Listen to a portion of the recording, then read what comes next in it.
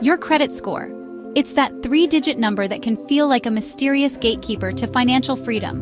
Whether you're eyeing a new car, dreaming of owning a home, or even just trying to secure a decent apartment, your credit score casts a long shadow. A high score can unlock lower interest rates, saving you potentially tens of thousands of dollars over your lifetime. But here's the good news. You have the power to build and boost your credit score. In this video, I'm breaking down the essential steps to improving your credit score, even if you're starting from zero. We'll cover actionable tips and strategies to help you take control of your credit and unlock better financial opportunities. Let's get started. First things first, let's demystify this whole credit score thing. Imagine your credit score as a report card for your financial responsibility. It's a number typically ranging from 300 to 850, and the higher, the better. Think of it like this. A high score tells lenders you're a safe bet, someone who's likely to repay their debts on time.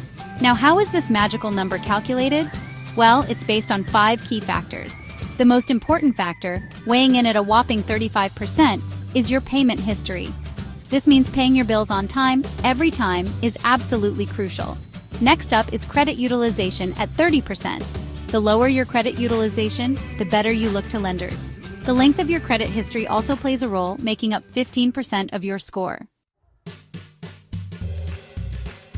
Remember how we talked about payment history being the heavyweight champion of your credit score? Well, this chapter is all about making sure you never miss a payment deadline again. Seriously, late payments can send your score into a tailspin, and it's not worth the risk. The easiest way to stay on top of your bills is to automate. Set up automatic payments for all your recurring bills, like credit cards, utilities, and loans. But what if you prefer to have a more hands-on approach? No problem. Set up payment reminders on your phone or calendar. Multiple reminders are even better. One a week before the due date, another a few days before, and a final one on the day itself. If you know you're going to have trouble making a payment, don't bury your head in the sand. Reach out to your creditor as soon as possible and explain your situation. They might be willing to work with you, offering a temporary hardship plan or a grace period. The key takeaway here is proactive communication. Remember, a consistent track record of on-time payments is the foundation of a great credit score. Okay, let's dive into the credit utilization puzzle. Remember, this is all about how much of your available credit you're using at any given time. The goal here is to keep your credit utilization low, ideally below 30%. Maxing it out every month sends a red flag to lenders, suggesting you might be living beyond your means. Now, how do you keep your credit utilization in check?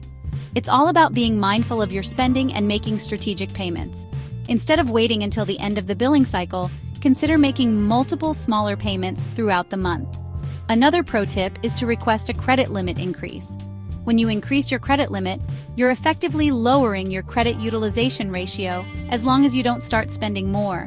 Remember, maintaining a low credit utilization ratio shows lenders you're responsible with credit and can manage your finances effectively.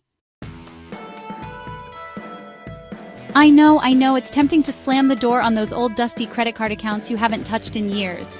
But hold on a second before you hit that close account button. Closing old credit accounts might seem like a good idea on the surface, but it can actually backfire on your credit score.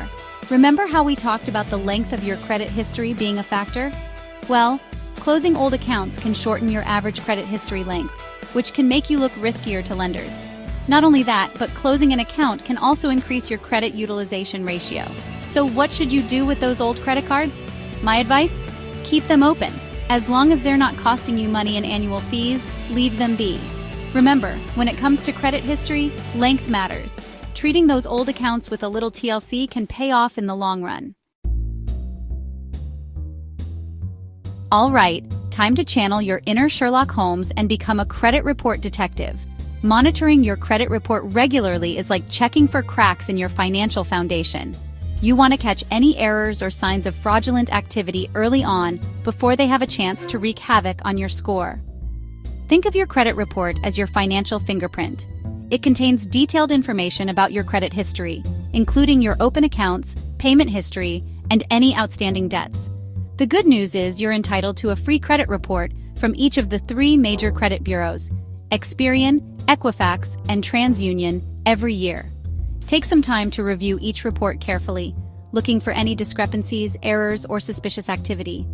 Remember, knowledge is power, and the more proactive you are about monitoring your credit report, the better equipped you'll be to protect your financial well-being. Starting from square one with credit can feel a bit like trying to get a job without any experience. But don't worry, there's a solution for that. Secured credit cards.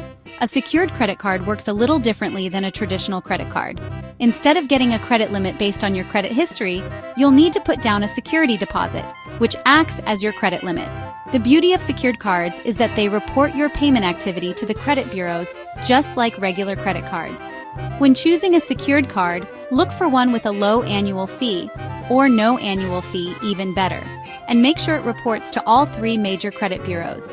Many secured card issuers offer graduation programs where you can transition to an unsecured card after a period of responsible use. Chapter 7. The Power of Piggybacking. Becoming an Authorized User. Alright, let's talk about a clever little strategy called credit piggybacking. It's about becoming an authorized user on someone else's credit card. If you have a trusted family member or friend with good credit, you can ask them to add you as an authorized user to their credit card account. By doing this, their positive credit history will be reflected on your credit report, giving your score a potential boost. Now, a word of caution. This strategy should only be used with someone you trust completely and who has excellent credit habits. And remember, being an authorized user is just one piece of the credit building puzzle. Remember those hard inquiries we talked about earlier? The ones that pop up on your credit report every time you apply for new credit? Well, it's time to treat those inquiries like precious gems. Use them sparingly and strategically. Think of each hard inquiry as a little ding on your credit score.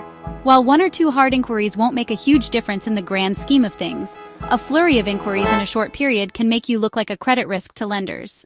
So, before you go on a credit application spree, take a step back and ask yourself, do I really need this credit card or loan right now? If the answer is no, then hold off. When you are ready to apply for credit, be strategic about your timing. If you're shopping around for a loan, like a mortgage or auto loan, try to do it within a short period, ideally within a 30-day window. The key takeaway here is to be mindful of hard inquiries and avoid unnecessary credit applications. Let's talk about spicing up your credit life with a little something called credit mix. Now, this doesn't mean you need to collect credit cards like they're going out of style. It simply means having a healthy balance of different types of credit can actually demonstrate your financial versatility to lenders. Think of it like this. Lenders like to see that you can handle different types of debt responsibly. Revolving credit, like credit cards, shows you can manage ongoing credit lines and make regular payments. Installment credit, like auto loans or mortgages, demonstrates your ability to handle larger loans with fixed monthly payments. Remember, building a healthy credit mix takes time and should be approached strategically. If there's one thing I want you to take away from this entire video, it's this. Building and improving your credit score is a marathon, not a sprint. There are no overnight fixes or magic tricks. It's all about establishing good financial habits and being consistent over time. Think of your credit score like a plant. It needs constant care, attention, and the right conditions to thrive. You can't expect to neglect it for months, then suddenly shower it with attention and expect it to blossom overnight. By consistently paying your bills on time, keeping your credit utilization low, and monitoring your credit report for errors, you're essentially watering and fertilizing your credit score, helping it grow stronger over time. And remember, setbacks happen. If you experience a financial bump in the road, don't beat yourself up about it. Just take it as a learning opportunity, adjust your approach, and keep moving forward. Building a strong credit score is an essential part of achieving your financial goals. It's not about shortcuts or quick fixes. It's about building a solid foundation for long-term financial health. Remember, your credit score is a reflection of your financial habits, so make sure it's a reflection you're proud of.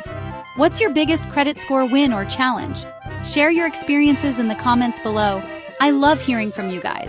And if this video helped you unlock the secrets of a better credit score, be sure to give it a thumbs up, subscribe to the channel, and hit that notification bell so you don't miss out on future videos. By following these tips and staying consistent with your financial habits, you'll be well on your way to a healthier credit score in no time. Until then, stay financially savvy.